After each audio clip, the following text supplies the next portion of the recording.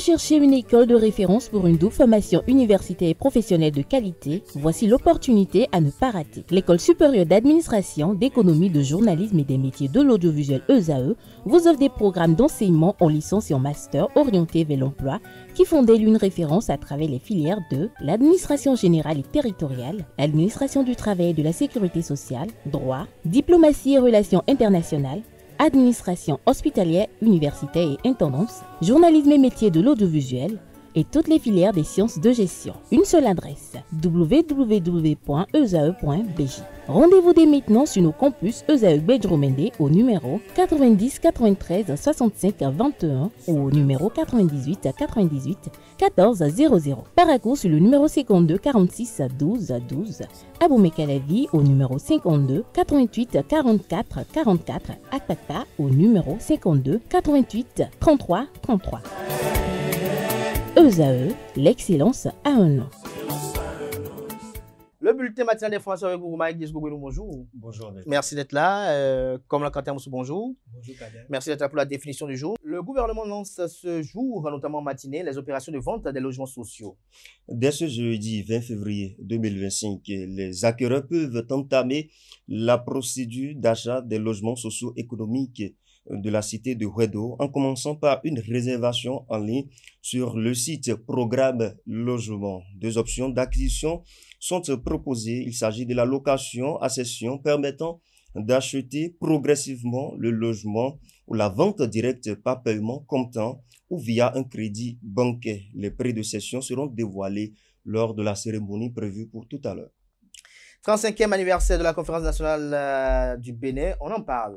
Exactement 35 ans, ce 19 février 2025 qu'a démarré à l'hôtel PLM Aledio de Cotonou la conférence des forces vives de la nation. Cette conférence qui a ouvert la voie à la démocratie au Bénin et en Afrique. L'ancien président du comité préparatoire de ces assises nationales, ancien président de la Cour constitutionnelle et ancien bâtonnier, je vais dire, Maître Robert Dossou, parle des objectifs qui étaient tracés pour ces assises. L'objectif était double. Premièrement, passer par une voie pacifique pour faire un changement d'un régime monolithique, idéologique, à un régime libéral et multipartiste où chacun pourra exprimer librement sa pensée. Ça, c'est le premier objectif. Le deuxième objectif, créer un socle qui servira de socle à l'ensemble des projets de la société pour faire le développement aussi bien institutionnel, social, économique, culturel, etc. de notre pays. Les deux sont d'ailleurs, le passage pacifique a été pleinement atteint. Pleinement atteint. Ceux qui ont été condamnés à mort, ou mis en prison, ou chassés en exil, sont tombés dans les bras de ceux qui les ont condamnés à mort, emprisonnés ou exilés. On s'intéresse à présent aux citoyens béninois qui gardent des souvenirs de cette assise d'envergure. Oui, certains en conservent encore des souvenirs marquants, tandis que d'autres s'interrogent sur l'évolution de la démocratie et de l'économie du pays depuis ces assises. Ils sont au micro de nos reporters. C'est que moi j'ai retenu avant que la conférence de 90 ne nous est parvenue, c'est qu'en 72, quand Kérékou a pris le pouvoir, il a géré jusqu'en 1985. Tout allait bien. Quand tu as ton bac, on te trouve du boulot. On te place en même temps. À l'époque, c'était beau. Mais à partir de 85, les choses ont commencé à mal tourner. À cause d'une chanson que tout le monde sait.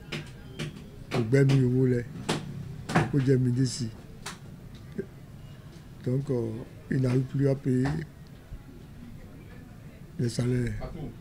Les colonialistes l'ont serré un peu partout. Donc le pays est à terre. Mais pourtant, le président Mathieu Kékou, il veut tout, mais il ne veut pas laisser son siège du président.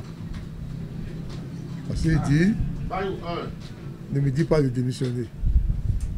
Mais par la force des choses, M. Robert Dossou l'a vu, ils sont parlé, et la conférence s'est tenue effectivement. Les exilés sont rentrés. Et est dirigée par Monseigneur de Souza. Et ça s'est bien passé. Il y a les institutions en place qui fonctionnent.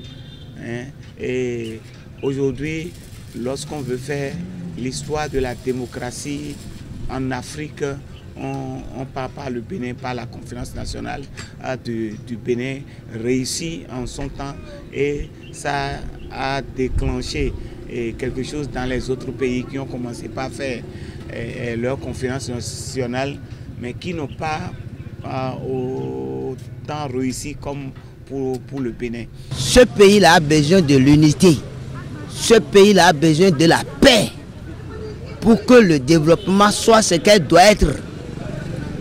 Et j'invite à nouveau la classe politique tout entière aujourd'hui à lire un peu la conférence nationale et non faire comme la conférence nationale.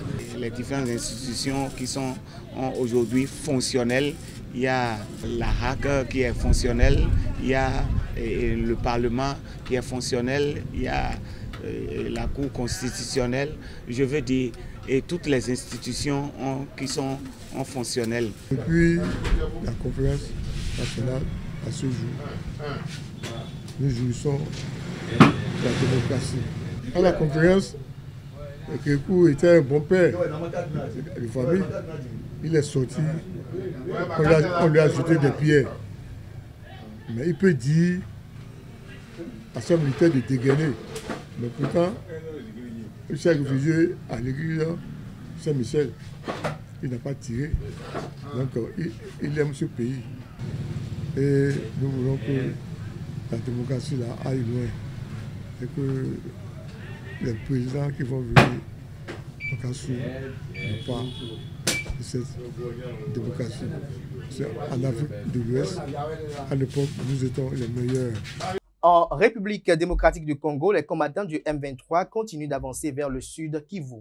Après avoir pris le contrôle de la cité de Kamayola, située à environ 45 km de Bukavu, dans la province du sud Kivu, les combattants du M23 poursuivent leur avancée en direction du Vira, plus au sud. Des tirs sporadiques et un climat de panique ont été signalés dans la soirée de ce mardi, y compris à Uvira, ville située sur les rives du lac Tanganyika. On finit avec la France, où le Parlement approuve la nomination de Richard Ferrand à la tête du Conseil constitutionnel. Oui, après des jours de suspense autour d'une candidature critiquée à gauche et à droite, les parlementaires ont finalement approuvé mercredi de cheveux la nomination de Richard Ferrand à la tête du Conseil constitutionnel sur proposition d'Emmanuel Macron.